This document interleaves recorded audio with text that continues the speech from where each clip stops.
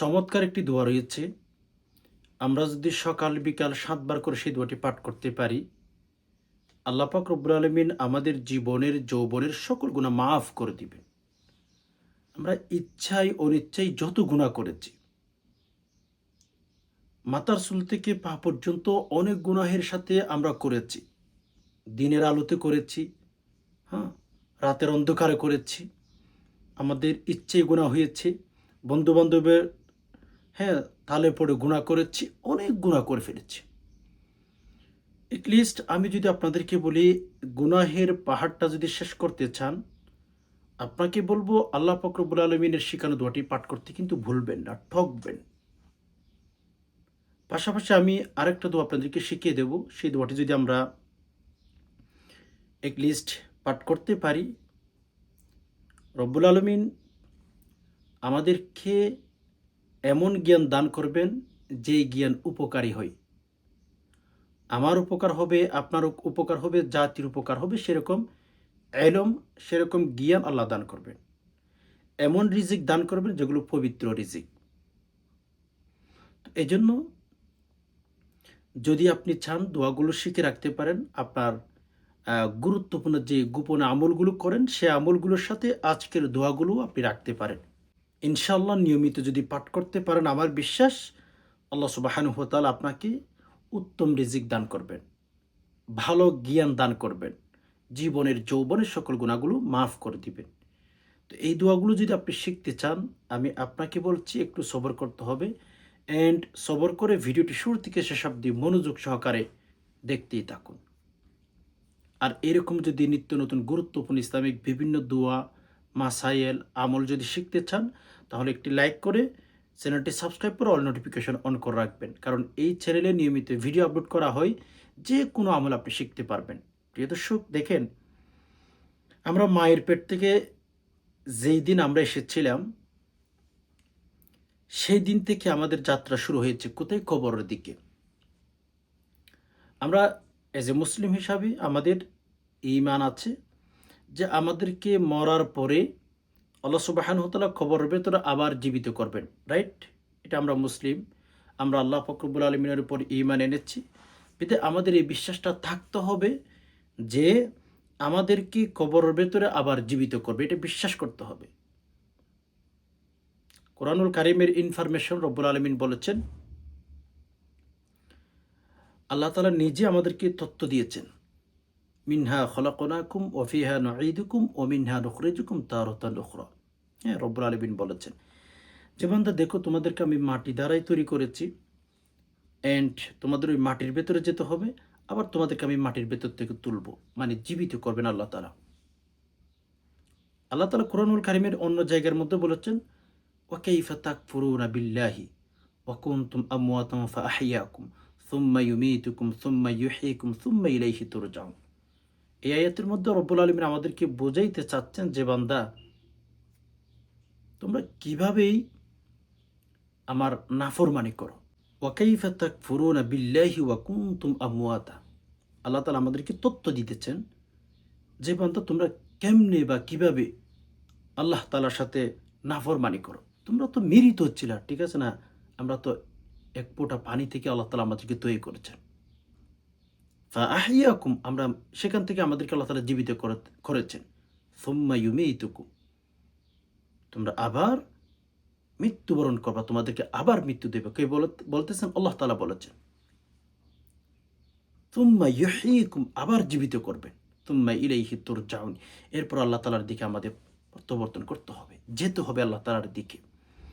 তো এজন্য যেহেতু আমাদের এই দুনিয়া ছাড়া আর একটা জগৎ আছে, কবরের জগৎ আছে, এরপরে কিয়ামতের জগৎ আছে, আলেমে বরজখ, ইয়াউমুল কিয়ামা, এগুলো আমাদের সামনে অবশ্যই আছে। তো এই যে আমাদের কবরের ভেতর আবার জীবিত করবেন, আমাদেরকে আল্লাহ তাআলা আমাদের কাছ থেকে হিসাব চাইবেন, এই বিষয়গুলো আমাদের বিশ্বাস রাখতে হবে। এগুলো বিশ্বাস রাখলেই আমরা গুনাহ ছাড়তে পারবো, আল্লাহর কাছে মাপ চাইতে পারবো। অন্যথায় কোনো সময় আমরা আল্লাহ তাআলার কাছে মাপ চাইতে পারবো না। কোনো সময় আমরা আল্লাহ তাআলার কাছে মাপ চাইতে পারবো না।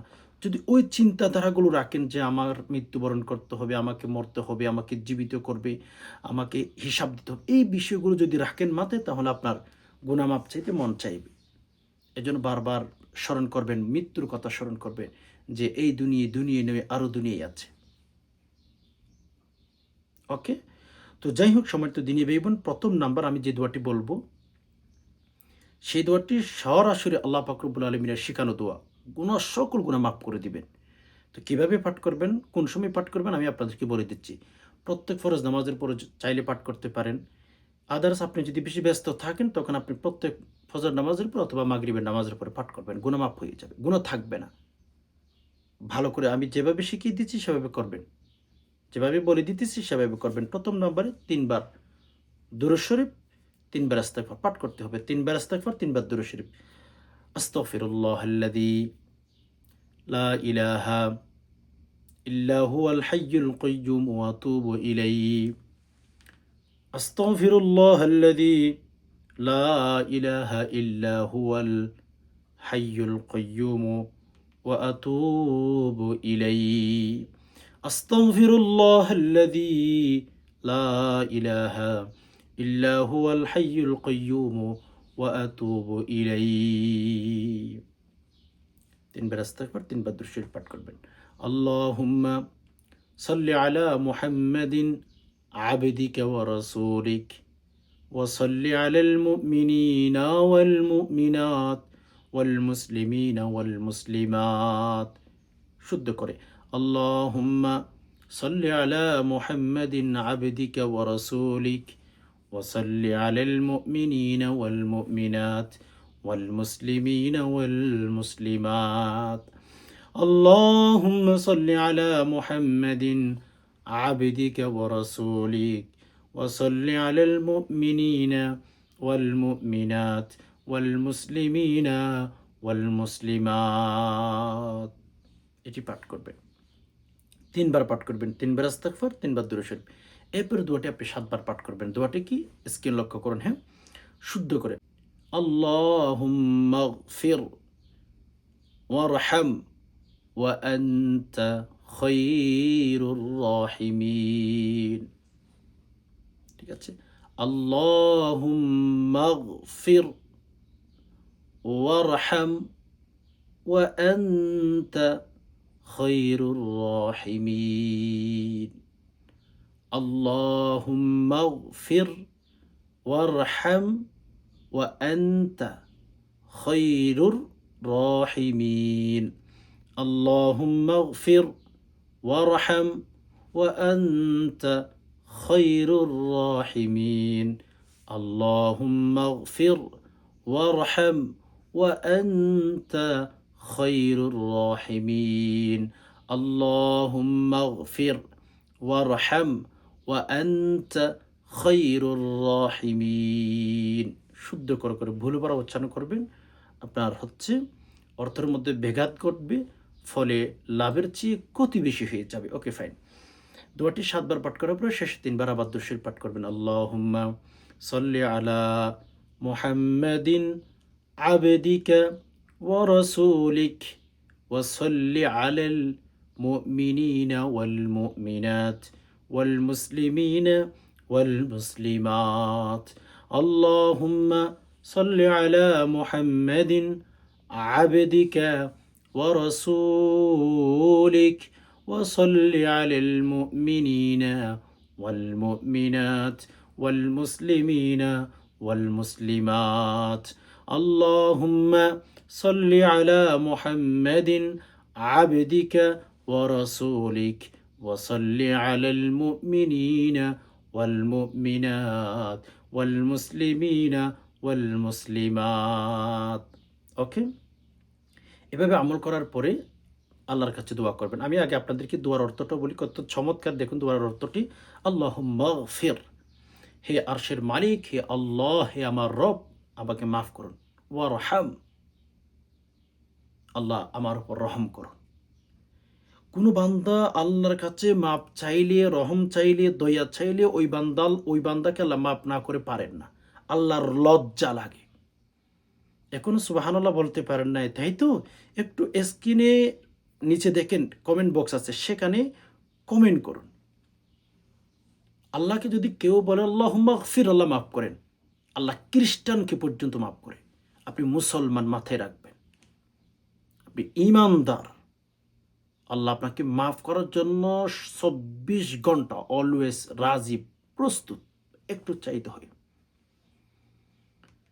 উনি খ্রিস্টান, মায়ের পেট থেকে যখন দুনিয়াতে এসেছে তখন থেকে সে হচ্ছে আপনার গুনাহ করেছে, মূর্তি পূজা করেছে। সে যদি আল্লাহর কাছে এখলাসের নিয়তে, তাওবার নিয়তে যদি আল্লাহর কাছে মাপ চাইতে পারে, আল্লাহ তাআলা সাথে সাথে মাফ করেন। আরে ভাই, খ্রিস্টানকে যদি মাফ করতে পারে, রব হিসাবে মেনে নিতে পারলে, রবের কাছে মাফ চাইলে আপনি আমি মুসলমান, আল্লাহ আপনাকে আমাকে মাফ করে দিবেন।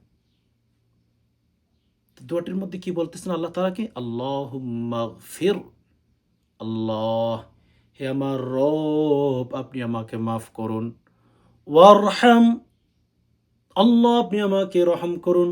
ওয়া আনতা, আপনি খৈরুর রাহিমিন, যে সমস্ত মানুষ দয়া করে, মেহেরবানি করে, পৃথিবীর মধ্যে যত দয়া কর্ণওয়ালা সৃষ্টি আছে বা ব্যক্তি আছে, যাই আছে না কেন, সবার চেয়ে শ্রেষ্ঠ দয়াশীল আপনি।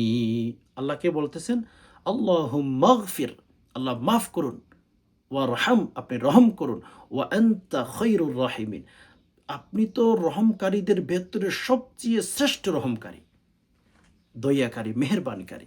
তো বলে আপনি মাফ করবেন না কেন? তো চমৎকার, দেখছেন? সুবহানাল্লাহ। আপনার ফেভারিট দোয়া হিসেবে রাখতে পারেন। আপনার যে প্রিয় আমলগুলো আছে না, সে আমলগুলোর মধ্যে এই দোয়াটি আপনি রাখতে পারেন ফেভারিট দোয়া হিসাবে। ইনশাআল্লাহ কোরআনের দোয়া তো আল্লাহ তাআলা পছন্দ করে আমাদেরকে দোয়াটি শিখিয়ে দিয়েছেন। আপনি কেন পিছিয়ে থাকবেন? দোয়াটি পাঠ করবেন। Okay fine. এই দোয়াটি পাঠ করবেন। এন্ড হচ্ছে পাশাপাশি আমি আরেকটা দোয়া আপনাদেরকে শিখিয়ে দেব, হ্যাঁ?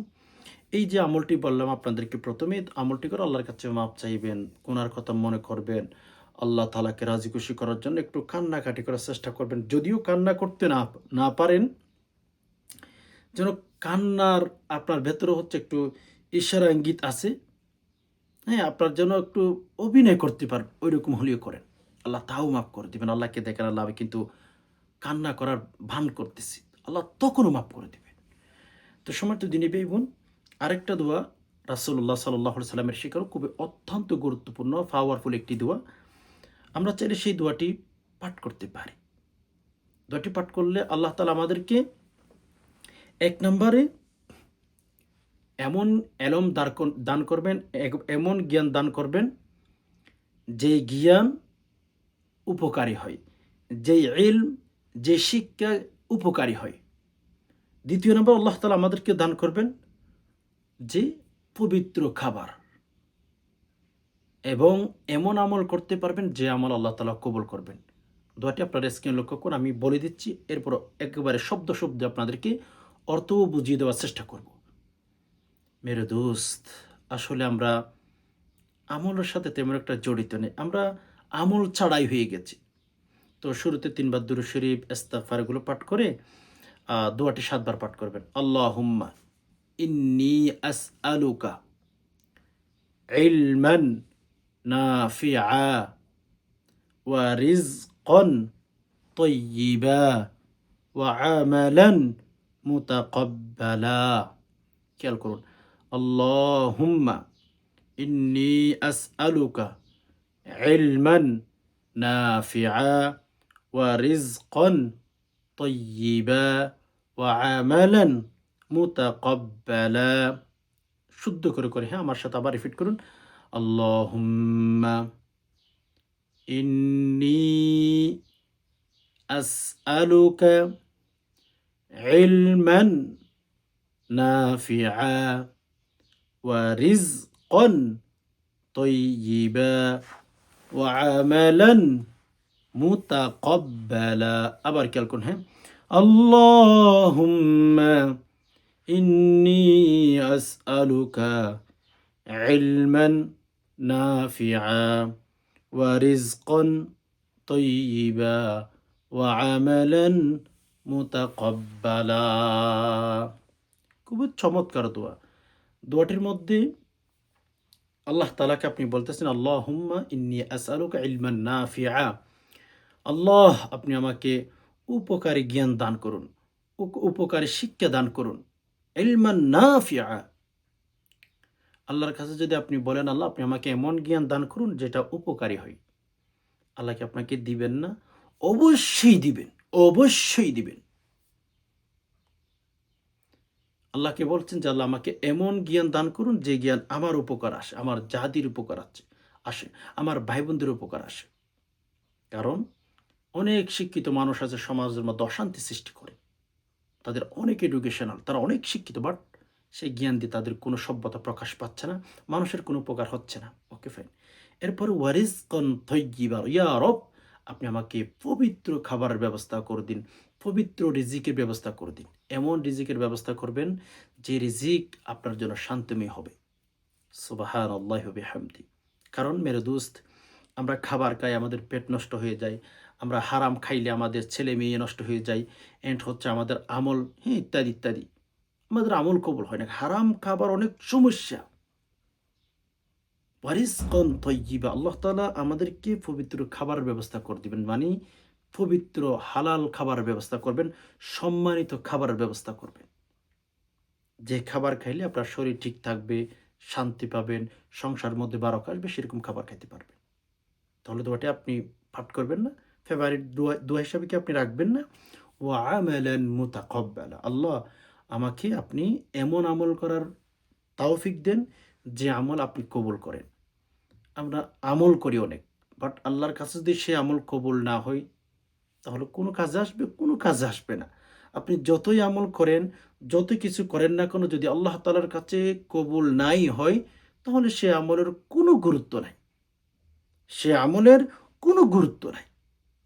এজন্য এই দোয়াটির মধ্যে আল্লাহ তাআলাকে বলছেন যে, আল্লাহ ওয়া আমালান মুতাকাব্বালা, আল্লাহ আমাকে এমন ব্যবস্থা করে দিন যেন আপনি কবুল করেন সেরকম আমল আমি করতে পারি।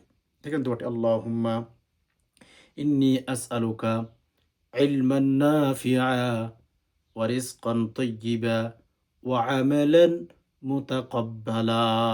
আল্লাহ তাআলাকে বলতেছেন যে, আল্লাহ আমাকে উপকারী জ্ঞান দান করুন, আমাকে পবিত্র খাবারের ব্যবস্থা করে দিন এবং এমন আমল করার তৌফিক দান করুন যে আমল আপনি কবুল করেন। এজন্য আমি আপনাদেরকে ২ টি দোয়া শিখিয়ে দিলাম। যদি চান এই ২ টি দোয়া আপনি লিখে রাখতে পারেন অথবা ভিডিওটি ডাউনলোড করে গ্যালারিতে রেখে দিতে পারেন। যখন মন চায় তখন পাঠ করতে পারেন। ইনশাআল্লাহ আমার বিশ্বাস আল্লাহ সুবহানাহু ওয়া তাআলা আমাদের জীবনের যৌবনের সকল গুনাহগুলো ধুয়ে মুছে নিষ্পাপ ইনশাআল্লাহ আমাদেরকে শিশুর মতো করে দিবেন। একেবারে নিষ্পাপ শিশুর মতো করে দিবেন। বিশ্বাস রাখেন আর আমল করেন, আল্লাহর কাছে চাইতে থাকেন। আল্লাহ তাআলা আপনাকে ঠকাবেন না, কোনোদিন ঠকাবেন না। আল্লাহ পাক রব্বুল আলামিন আপনাকে দেওয়ার জন্য, আমাকে দেওয়ার জন্য সদা সর্বদা প্রস্তুত। এজন্য ভাই বোন, গুনাহ মাফের জন্য দোয়া পাঠ করুন। কারণ যেকোনো সময় আমাদের জীবনটা থমকে যাবে। আমাদের জীবনটা যেকোনো সময় বন্ধ হয়ে যাবে। আর সেই দিন যদি আমাদের আমলনামার মধ্যে মেরু দোষ গুনাহ থাকে, আমাদের কি উপায় হবে একটু চিন্তা করে দেখুন। এজন্য এই ২ টি দোয়া সকাল বিকাল ৭ বার করে পাঠ করুন। ইনশাআল্লাহ অভাব দূর করে দিবেন। জীবনের যৌবনের সকল গুনাহ মাফ করে দিবেন। আশা করি বিষয়টি বুঝতে পেরেছেন। আল্লাহ সুবহানাহু ওয়া তাআলার কাছে দোয়া করে আল্লাহ যে সমস্ত ভাই বোন কথাগুলো শুনছেন, ইসলামের কথাগুলো, ধর্মের কথাগুলো, আল্লাহ সবাইকে শান্তিতে রাখুন। ইয়া আল্লাহ সবাইকে নিরাপত্তার মধ্যে রাখুন। ইয়া আল্লাহ আমরা যারা কথাগুলো শুনছি, আল্লাহ আমাদের ঘরের মধ্যে অনেক অশান্তি, আল্লাহ প্রত্যেকের ঘরের মধ্যে আপনি শান্তি দান করুন। আমিন। আজকে পর্যন্ত দেখা হবে অন্য কোনো ইসলামিক ভিডিওতে। ততক্ষণ পর্যন্ত আল্লাহ সুবহানাহু ওয়া তাআলা আমাদের সবাইকে ভালো রাখুক, সুস্থ রাখুক। আমিন। মা আসসালামা।